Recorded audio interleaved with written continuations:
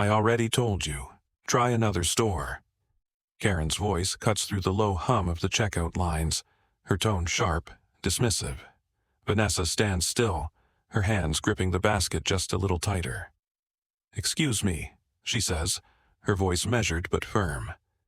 Karen exhales dramatically, eyes rolling. "You heard me. We're out of stock."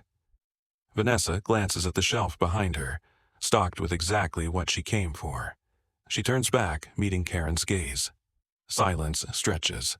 Around her, other shoppers pretend not to notice, but she knows they do. She swallows the anger rising in her throat. Not today, not again. Karen chuckles, shaking her head as she leans toward a customer in line. "Can you believe this?" she whispers, loud enough for Vanessa to hear. Laughter ripples from the woman beside her. Some people just don't get it. Vanessa's jaw tightens. A few shoppers exchange glances, uncomfortable. Some shift away. One man near the frozen section pulls out his phone, recording discreetly. Vanessa exhales slowly. The heat in her chest spreads, but she won't let it consume her. "I'd like to speak to the manager," she says evenly. Karen smirks, tapping a manicured nail against the counter. "Oh, sweetheart, I don't think that's necessary. We have the right to refuse service after all." The room grows colder. "Refuse service? Why?" Vanessa's voice is steady, but there's an edge beneath it. Karen crosses her arms, her smirk widening. "I don't have to explain myself." A few customers shift, their expressions flickering between discomfort and curiosity. Vanessa catches the eye of a young girl clutching her mother's hand, watching, learning. She forces herself to breathe. "I deserve an answer," she says, each word measured, controlled. Karen shrugs. "Rules are rules, honey. I don't make 'em." But Vanessa knows better. This isn't about rules, it never is. She squares her shoulders. "Then I'll wait for someone who does." Karen's lips curl. "We have the right to refuse service, don't we?" A murmur ripples through the line. No one speaks, but the weight of the moment hangs heavy. The cashier's confidence swells in the silence. "You really don't want to make a scene," she adds, faux sympathy dripping from her voice. Vanessa tilts her head slightly, a quiet challenge. "A scene?" she repeats. "Is that what you think this is?" Karen leans in, voice lowering. "Look, lady, I don't have time for this. Take your little attitude somewhere else." Vanessa exhales through her nose, steady, calm. "No," she says. "I don't think I will."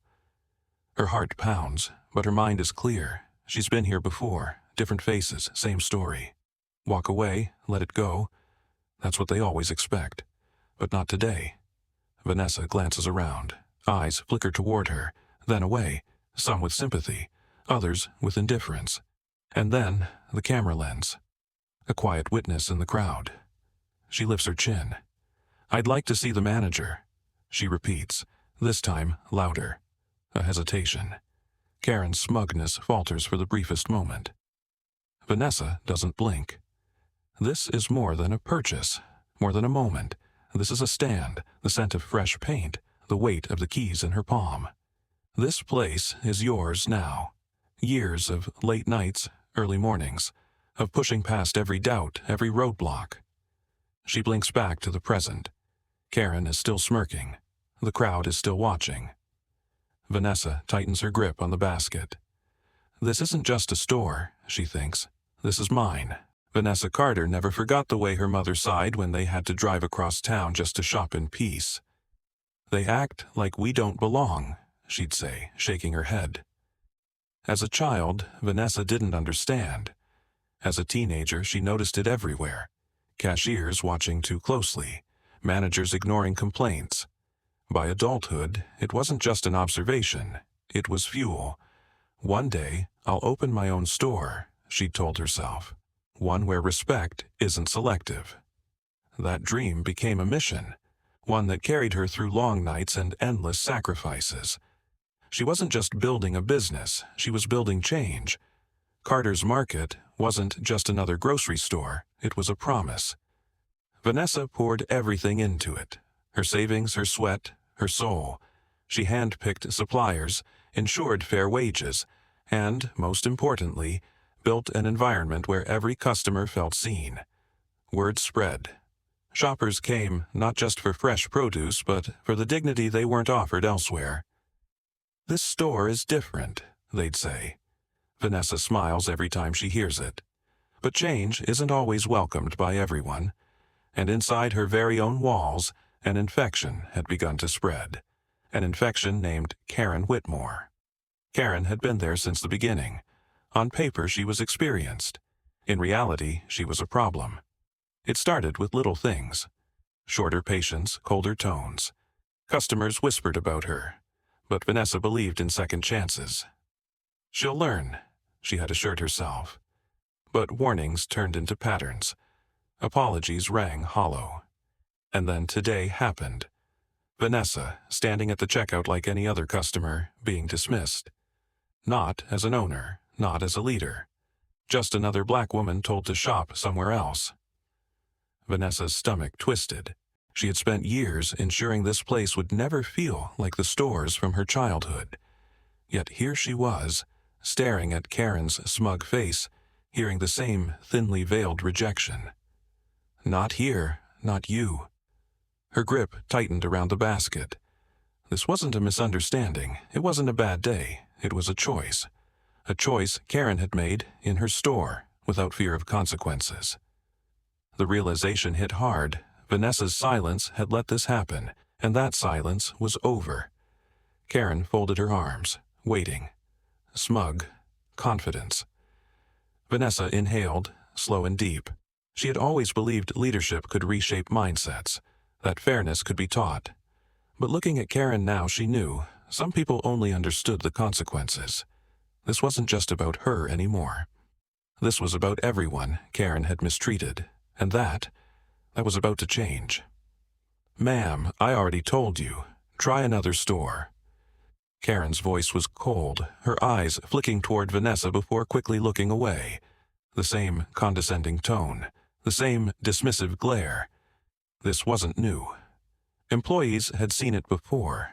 Black customers getting the sharp end of Karen's impatience, rolling her eyes when they asked questions, rushing them through transactions while chatting cheerfully with others. Some had been falsely accused of trying to steal. Others, like Vanessa now, were simply ignored. It was subtle enough to avoid outright complaints, but undeniable when you paid attention. And the worst part? No one ever called it out. Until now. Behind the counter, another cashier, Aisha, kept her eyes down, scanning items methodically. She saw what was happening, she always did. But speaking up, that was different. She remembered last year when Jamal, another employee, had questioned Karen's attitude toward a black teenager. A week later, management wrote him up for unprofessional behavior. He quit soon after. No one wanted to be next. So they whispered in the break room. They nodded knowingly when another black customer walked away, frustrated. But now, seeing Vanessa, the owner, being dismissed like this, Aisha's stomach twisted. This time, silence wouldn't be enough. Vanessa had heard the murmurs. Karen's rude to certain customers. It's always the same people. She had even seen glimpses of it in reports. Disputes disproportionately involving black shoppers. But assumptions and statistics didn't compare to the reality she was facing now. Her own employee, in her own store, treating her like she didn't belong. Karen didn't know who she was refusing, and that made it worse. Because this wasn't personal, it was a pattern, a habit, a belief. Vanessa clenched her fists, pulse pounding in her ears. Karen wasn't just dismissing her, she was dismissing every black customer before her. The bell above the entrance jingled. A woman in a crisp blue blazer walked in, blonde hair tucked behind her ears. She strolled to the register, stopping just behind Vanessa. Karen's posture changed in an instant. The irritation disappeared. Her lips curled into a polite smile. "Good afternoon, ma'am. Find everything okay?" The woman returned the smile, setting her basket down. "I did, thanks." Without hesitation, Karen scanned her items, ringing them up efficiently. No sighs, no impatience, No suggestion that she should try another store. Vanessa stood frozen, watching the transformation. The difference was stark, jarring, unforgivable. It wasn't about policy. It wasn't about attitude. It was about who she was serving. A sickening weight settled in Vanessa's chest. This wasn't ignorance. It wasn't a coincidence. Karen knew exactly what she was doing. Vanessa had spent years building this store as a safe space for her community. And yet, standing here now, she realized racism had taken root in her own foundation. And that will end today. Vanessa set her items on the counter, her voice firm. "Karen, why won't you ring me up?" Karen barely glanced at her, tapping at the register. "I don't have time for this." Vanessa's jaw tightened. "You just served the woman behind me, without a problem." A hush fell over the surrounding customers, eyes shifting between the two women. Karen sighed dramatically.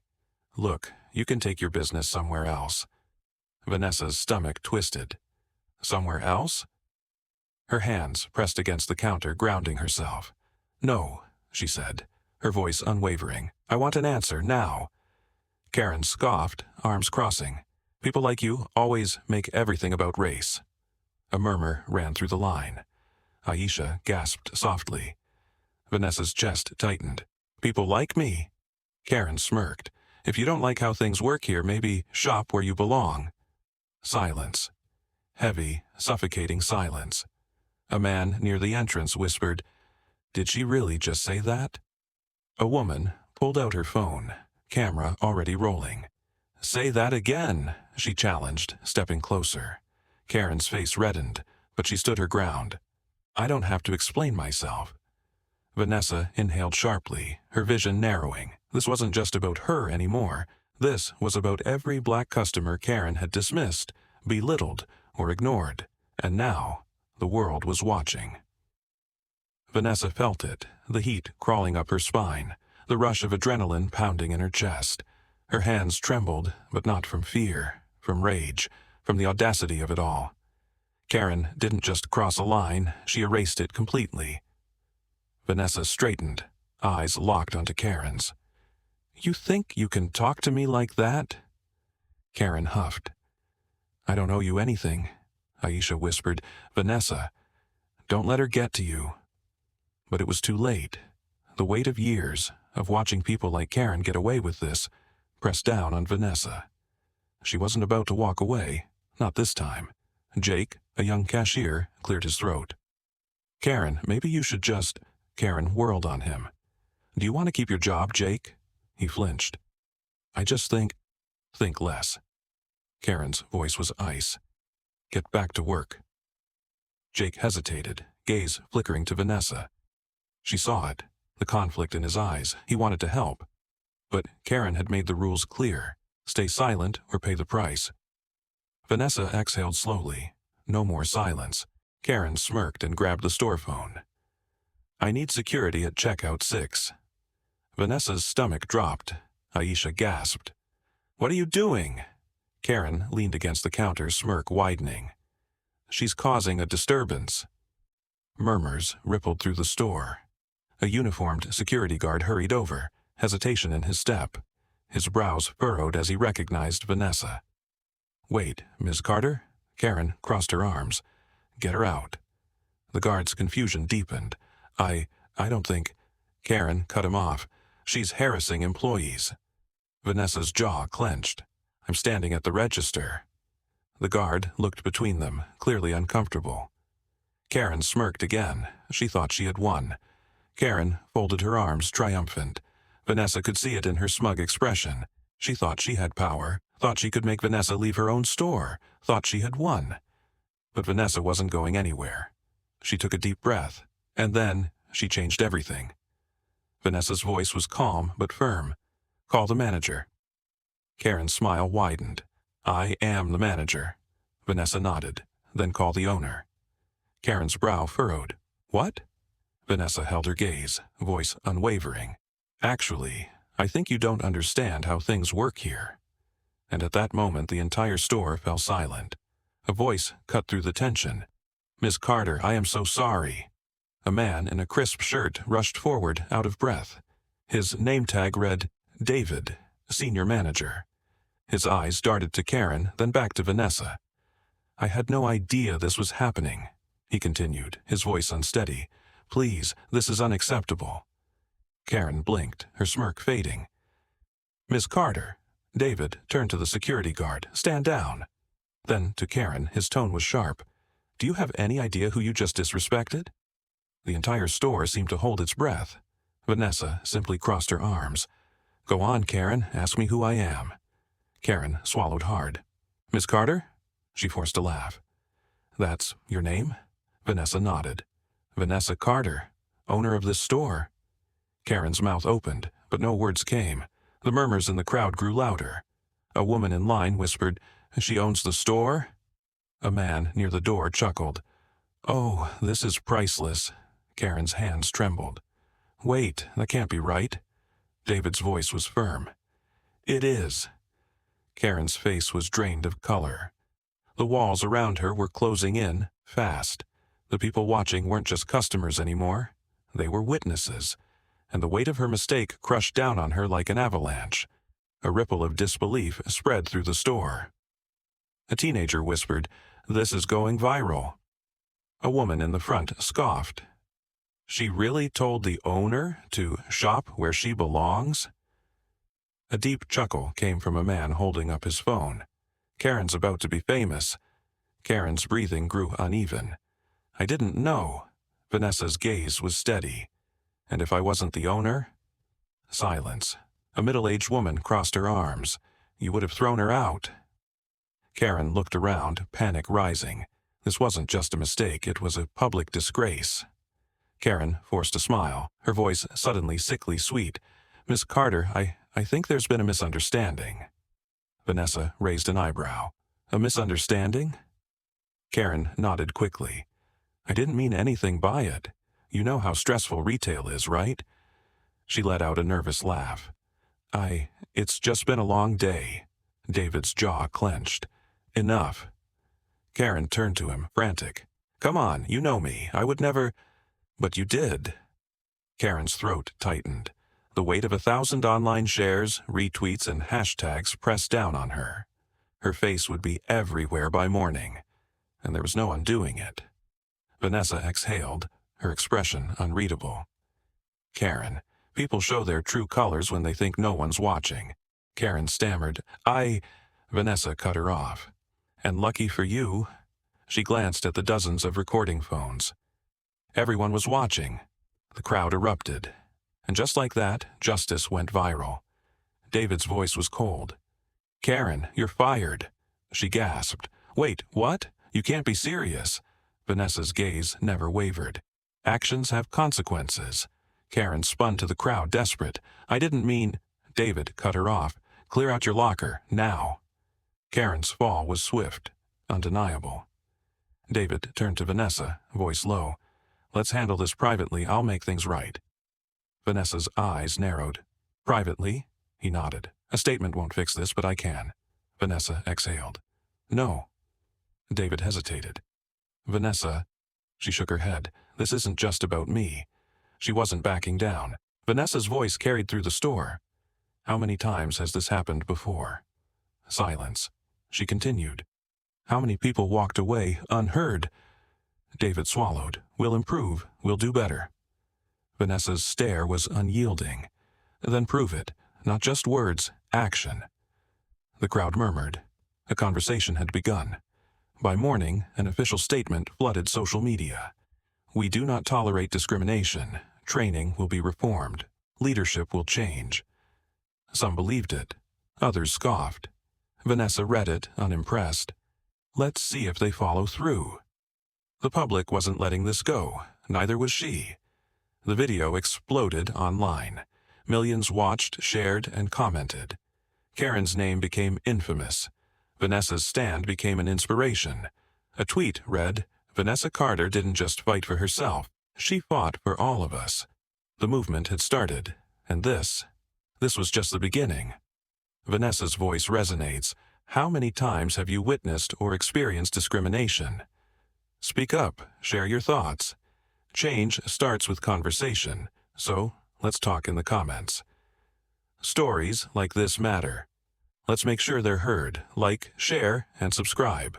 Because the fight against injustice isn't over, and your voice makes a difference.